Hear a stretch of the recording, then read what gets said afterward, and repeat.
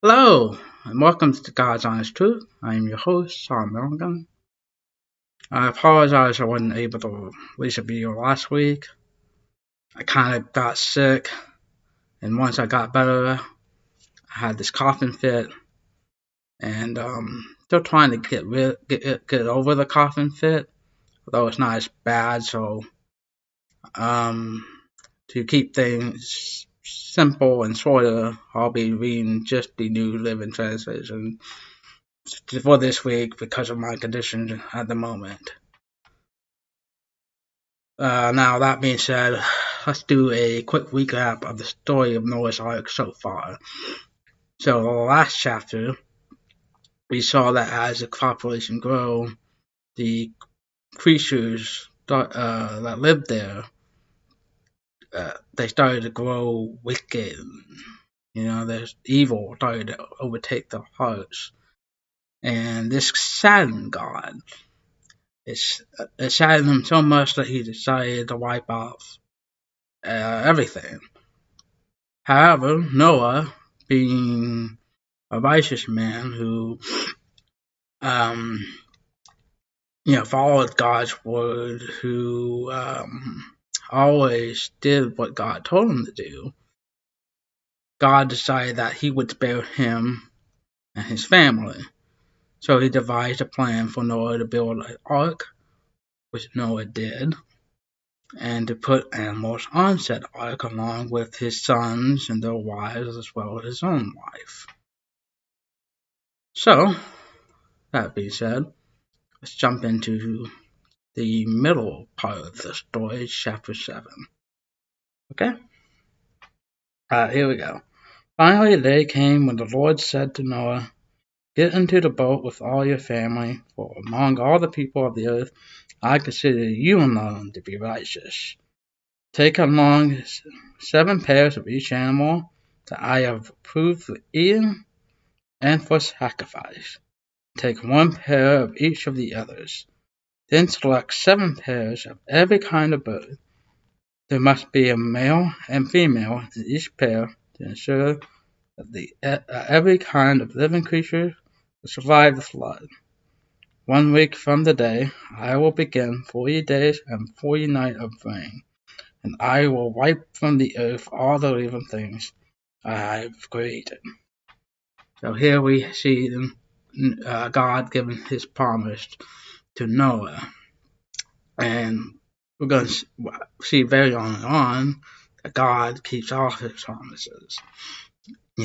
Take for example God's promise to Adam and Eve. He promised that they can stay in the garden as long as they like, as long as they don't eat the forbidden fruit. But since they ate the forbidden fruit, God took them out. They paid the consequences for their sins. And we can see a similar thing happening here. All the wickedness is being punished for all their evil deeds. Now, moving on. So Noah did exactly as the Lord had commanded him. He was 600 years old when the flood came, and he went aboard the boat to escape. He and his wife and his sons and their wives. From them all the vicious kinds of animals, those approved for eating and sacrifice, and those who were not, along with all the birds and other small animals. They came into the boat in pairs, males and females, just as God has commanded Noah. Okay, so here it's showing that Noah did exactly as God did, because he is a faithful and obedient servant. 1 week later, the flood came and covered the earth, just as God said it would. When Noah was 600 years old, on the 17th day of the 2nd month, the underground waters burst forth from the earth, and the rain fell in mighty torrents from the sky. The rain continued to fall for 40 days and 40 nights. But Noah had gone into the boat that very day with his wife and his son, Sem, Ham, and Japheth, their wives. With them in the boat were pairs of every kind of breeding animals, domestic and wild, large and small, along with birds and flying insects of every kind. 2 by 2 they came into the boat, male and female, just as God had commanded. Then the Lord shut them in. So you can see here, God has fulfilled his promise. Yes, exactly as he said, it rained for 40 days and 40 nights. But Noah and all of his family and the animals he selected are perfectly safe. Moving on. For 40 days the flood prevailed, covering the ground and lifting the boat high above the earth. As the waters rose higher and higher above the ground, the boat floated safely on the surface. Finally, the water covered even the highest mountain of the earth, standing more than 22 feet above the highest peak. All living things on earth died: birds, domestic animals, wild animals, all kinds of small animals, and all the people. Everything died that breathed and lived on dry land. Every living thing on the earth was wiped out.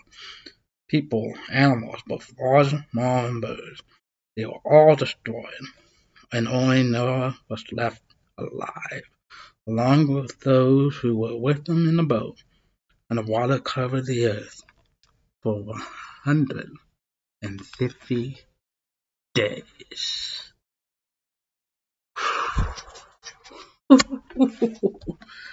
I don't know about you, but I got a little bit of goosebumps from reading that. Woo! Okay, wow. So yeah, there you have it. That's the end of chapter 7. We saw Noah did exactly what he did. He did what he was told to do. And because of that, he and his family survived the flood that God promised he would deliver to wipe everything off. Alright, now next time we will reach the end of the story of Noah's Ark, which will be chapter 8. Until next time, I'm Solomon Milligan. This has been God's Honest Truth. Take care, guys, and I'll try to be better the next time I do this as well, okay? Alright, bye-bye.